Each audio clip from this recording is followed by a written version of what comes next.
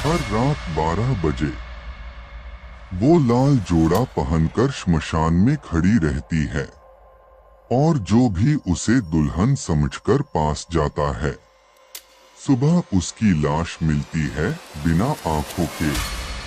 2023 की एक ठंडी रात थी।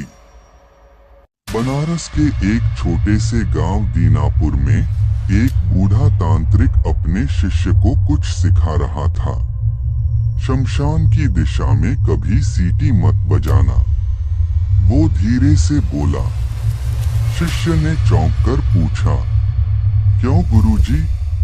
तांत्रिक ने जवाब दिया, वहां वो रहती है,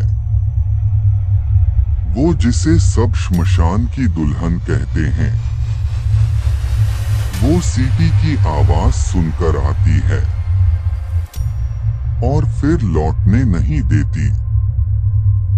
अर्जुन एक 26 साल का वीडियोग्राफर था। वो यूट्यूब पर डरावनी जगहों की वीडियो बनाता था। व्यूज कम हो रहे थे तो उसने तय किया कि इस बार कुछ ऐसा करेगा जो कोई और न कर सके। उसे किसी ने दीनापुर की कहानी बताई। अगर तू सच में हिम्मत वाला है तो वहां जा और रात 12 बजे श्मशान में दुल्हन का वीडियो बना ला। अर्जुन हंस पड़ा।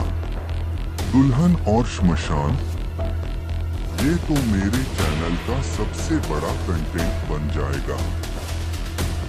अर्जुन कैमरा और माइक लेकर दीनापुर पहुंच गया। गांव के लोग उसे रोक रहे थे। बाबा मत जाओ, वहां कोई नहीं लौटता। लेकिन अर्जुन रुका नहीं। रात के 11:40 हो चुके थे। वो श्मशान के पास पहुंचा। सब कुछ वीरान था। सिर्फ हवा की सिसकी सुनाई दे रही थी। दूर से शमशान की राख उड़ती दिख रही थी। कैमरा ऑन किया, माइक ऑन किया। तभी उसने देखा एक लाल जोड़े वाली औरत दूर खड़ी थी, सीधी उसकी ओर देखती हुई। अर्जुन ने कैमरा जूम किया। चेहरा साफ नहीं दिखा, लेकिन वो सच में दुल्हन की तरह सजी थी। बाल खुले थे, कलाई से खून टपक रहा था और पांव जमीन पर नहीं टिके थे, वो हवा में झूल रही थी। अर्जुन डर गया, लेकिन व्यूज के लालच में आगे बढ़ता रहा। मैडम आप कौन हैं? वो चिल्लाया। दुल्हन मुस्कुराई और एक कदम उसकी ओर बढ़ी। तभी कैमरा हैंग हो गया, लाइट्स बंद हो गई और माहौल में अचानक श्मशानी गंध भर गई। उसने भागना शुरू किया, लेकिन पैर भारी हो चुके थे। कानों में अजीब सी आवाजें आ रही थीं। मैंने लाल जोड़ा पहन लिया था और वो आया ही नहीं। अब जो आएगा उसका विदा मैं खुद करूंगी। अर्जुन ने जैसे तैसे गांव में आकर शरण ली। उसके कपड़े गीले थे, शरीर पर कीचड़ और आंखें सुर्ख। गांव वालों ने जब उसे देखा, सबने उसे पहचानने से इनकार कर दिया। सुबह की पहली किरण के साथ अर्जुन जब उठा तो खुद को एक अजनबी झोपड़ी में पाया। चारों ओर अंधेरा था, दीवारों पर काले धागे, नींबू मिर्च और राख लगी हुई थी। वो उठकर बाहर आया। गांव वैसा नहीं लग रहा था जैसा उसने देखा था। गली में कोई आदमी नहीं था, दुकानें बंद थीं और मंदिर से आती घंटियों की जगह कोई अजीब सी कराहने की आवाज सुनाई दे रही थी।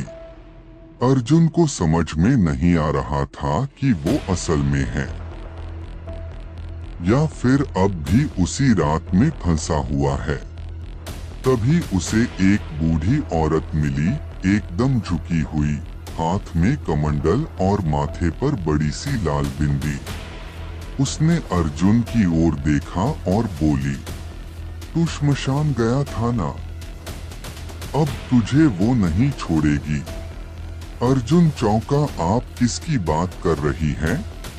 बूढ़ी औरत बोली, वो जिसकी शादी अधूरी रह गई थी, जिसे ससुराल जाने से पहले जला दिया गया, उसी अग्निकुंड में तू अब उसका दूल्हा है। बूढ़ी औरत अर्जुन को अपने घर ले जाती है और एक पुराना संदूक खोलकर एक तस्वीर दिखाती है। तस्वीर में वही दुल्हन थी, लाल जोड़े में, माथे पर बड़ी बिंदी और आंखों में अधूरी विदाई का दर्द। उसका नाम था अनन्या। 1984 में उसकी शादी उसी श्मशान से कुछ दूर हो रही थी, लेकिन दूल्हा दहेज के लालच में भाग गया। बदनामी से बचने के लिए उसके पिता ने उसी रात उसे अग्निकुंड में धकेल दिया। जब उसकी आत्मा निकली तो उसने शपथ ली, जो भी मुझे बिना बुलाए देखने आएगा, मैं उसे अपना दूल्हा बना लूंगी और श्मशान से विदा कर दूंगी। अर्जुन को अब सपने आने लगे। हर रात वो खुद को शादी के मंडप में बैठा पाता, सामने वही दुल्हन और उसके पीछे अग्निकुंड। जब पंडित मंत्र पढ़ता तो वह उल्टा बोलता, सोहम मरणाय स्वाहा स्वाहा।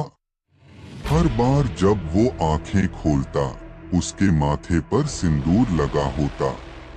अर्जुन अब डरने लगा था। वो गांव से भागना चाहता था, लेकिन बूढ़ी औरत बोली, अब तू भाग नहीं सकता। सिर्फ तांत्रिक भैरवनाथ ही तेरी रक्षा कर सकता है। भैरवनाथ को बुलाया गया। वो लंबी जटाओं वाला, चिमटा लिए, राख लिपा हुआ एक अघोरी था। उसने अर्जुन को देखकर तुरंत कहा, तेरा शरीर अब उसका विवाह स्थान बन चुका है। अगर उसे रोका नहीं गया तो अगली पूर्णिमा को तू जल जाएगा। अर्जुन कांप गया। भैरवनाथ ने कहा, लेकिन एक उपाय है, उस आत्मा का अधूरा विवाह पूरा करना और अंत में विदा की असली प्रक्रिया करना। लेकिन याद रखना, अगर कोई भी मंत्र टूटा या तू पीछे मुड़ा तो तू ही अग्निकुंड बनेगा। अगली पूर्णिमा को रात 12 बजे उसी श्मशान घाट पर विवाह की रस्म रखी गई। चारों ओर नींबू मिर्च, रक्षा चक्र और भस्म से घेरा गया। अर्जुन को सफेद धोती पहनाई गई और भैरवनाथ ने मंत्र शुरू किया। तभी लाल जोड़े में अनन्या की आत्मा श्मशान में प्रकट हुई। हवा रुक गई, चिता की राख उड़ने लगी और उसकी आंखों से खून टपकने लगा। वो मुस्कुराई और बोली, अब तू भाग नहीं सकता, अब तू सिर्फ मेरा है। पंडित के स्थान पर भैरवनाथ बैठा। 4 फेरे पूरे हुए, लेकिन 5वें फेरे में अर्जुन की आंखें फड़कने लगी। पीछे से किसी ने कहा, तू अब तक जीवित है अर्जुन। उसने जैसे ही मुड़कर देखा, वहां उसका ही चेहरा खड़ा था, झुलसा हुआ, राख से सना हुआ। और तभी चिता की आग भड़क उठी। जैसे ही अर्जुन ने पीछे मुड़कर अपना ही जला हुआ चेहरा देखा, उसकी सांसें थम गईं। उस चेहरे की आंखें नहीं थीं, बस 2 खाली गड्ढे। उसके होंठ धीरे धीरे हिल रहे थे। मैं हूं वो जो मर चुका है, तू भी मेरी तरह हो जाएगा। अगर तूने मुझे स्वीकार नहीं किया। पीछे खड़ी दुल्हन ने धीरे धीरे अपना घूंघट उठाया। चेहरा जला हुआ था, माथे पर टूटा हुआ टीका और होठों से खून टपक रहा था। अब मैं तेरी पत्नी हूँ अर्जुन, अब तू मेरा दूल्हा है, भैरवनाथ चिल्लाया। अर्जुन पीछे मत देख, फेरे पूरे कर। लेकिन बहुत देर हो चुकी थी। रक्षा मंत्र अधूरा रह गया था, रक्षा चक्र टूट चुका था। श्मशान की लपटें चारों ओर उठने लगी, राख और हड्डियों का तूफान बनने लगा। और तभी अर्जुन की आंखों के सामने सब कुछ घूमने लगा, जैसे वो किसी और समय में चला गया है। अर्जुन खुद को एक पुराने विवाह मंडप में खड़ा पाता है। आसपास लोग बैठे हैं, पंडित मंत्र पढ़ रहा है और सामने वही लड़की अनन्या बिल्कुल जीवित अवस्था में। अर्जुन देखता है कि वो खुद दूल्हा बना बैठा है, लेकिन तभी वो देखता है कोई आदमी मंडप छोड़कर भागता है। और तभी चारों ओर शोर मचता है, दूल्हा भाग गया, कुंवारी बेटी बदनाम हो गई। अनन्या की आंखों में आंसू हैं, लेकिन चेहरे पर डर नहीं, सिर्फ एक शांति है, जैसे उसे पता है क्या होने वाला है। अर्जुन को सामने अग्निकुंड दिखता है। वो देखता है कैसे अनन्या अपने पिता के सामने खड़ी है। पिता का चेहरा गुस्से और शर्म से लाल है। अगर तू मरी नहीं तो इस गांव का नाम मिट्टी में मिल जाएगा। चल इसी आग में कूद जा। और फिर बिना किसी चीख के अनन्या उस अग्निकुंड में कूद जाती है। अर्जुन की आंखों के सामने वो आंख उठती है और उसके कानों में अनन्या की एक ही आवाज गूंजती है, अब हर दूल्हा मेरा ही दूल्हा होगा। अर्जुन की आंखें खुलती हैं, वो अब भी श्मशान में है, लेकिन उसकी आंखों से खून बह रहा है। भैरवनाथ उसकी रक्षा कर रहा है। वो लगातार मंत्र पढ़ रहा है, क्षमाय आत्मदाय स्वाहा। दुल्हन अब हवा में उड़ रही थी, उसके पीछे लाल लहराती चुनरी और पैरों के नीचे चिता किया। उसकी आवाज श्मशान में गूंज रही थी, मुझे दूल्हा चाहिए और इस बार मैं विदा लूंगी, लेकिन अग्नि से नहीं, तेरे खून से। भैरवनाथ अब अंतिम उपाय पर उतर आया। उसने अर्जुन की हथेली पर त्रिशूल से कट किया और खून की 3 बूंदें अग्निकुंड में टपकाई। हे मृतात्मा, यदि तू विवाह चाहती है तो यह रक्त तेरे पाणिग्रहण का प्रतीक है। अब तू मुक्त हो। वातावरण शांत हो गया। दुल्हन धीरे धीरे नीचे आई। उसकी आंखों से आंसू बहने लगे। उसके होंठ हिले। क्या? मेरा विवाह पूरा हो गया? भैरवनाथ बोला। हाँ, अब तू विदा हो सकती है। लेकिन दुल्हन चुप नहीं हुई। वो जोर से हंसी। मैं अब मुक्त नहीं होना चाहती। मैं अब दुल्हन नहीं, मृत्यु बन चुकी हूँ। और उसी क्षण वो भैरवनाथ की ओर लपकी। भैरवनाथ ने एक माला निकाली, राख से बनी हड्डियों की, और उसे दुल्हन के गले में डाल दी। दुल्हन जोर से चीखी और पूरा श्मशान हिल गया। उसकी चीख इतनी तीव्र थी कि अर्जुन के कान से खून बहने लगा। भैरवनाथ ने आखिरी बार मंत्र बोला, अग्निस्वरूपिण्य दुल्हनाय स्वाहा। चिता की लपटें फिर से भड़क उठीं और दुल्हन की आत्मा एक आखिरी चीख के साथ अग्नि में समा गई।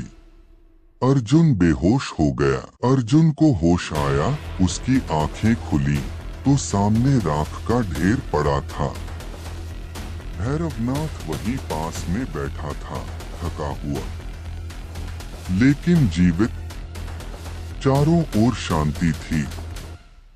दुल्हन की आत्मा अग्निकुंड में समा चुकी थी और ऐसा लग रहा था जैसे एक भयानक युग का अंत हो गया हो। भैरवनाथ ने कहा, तू अब बच गया है। तेरा विवाह अधूरा नहीं रहा। अब तू मुक्त है। अर्जुन की आंखों से आंसू निकल आए। उसे लग रहा था कि उसका जीवन वापस सामान्य हो जाएगा, लेकिन वो नहीं जानता था कि कुछ अधूरा अभी भी बाकी था। अर्जुन गांव से निकल गया। बनारस वापस लौटकर उसने अपने चैनल पर उस रात की पूरी रिकॉर्डिंग अपलोड की। वीडियो वायरल हो गया। लोगों ने कहा, ये इंडिया का सबसे डरावना वीडियो है।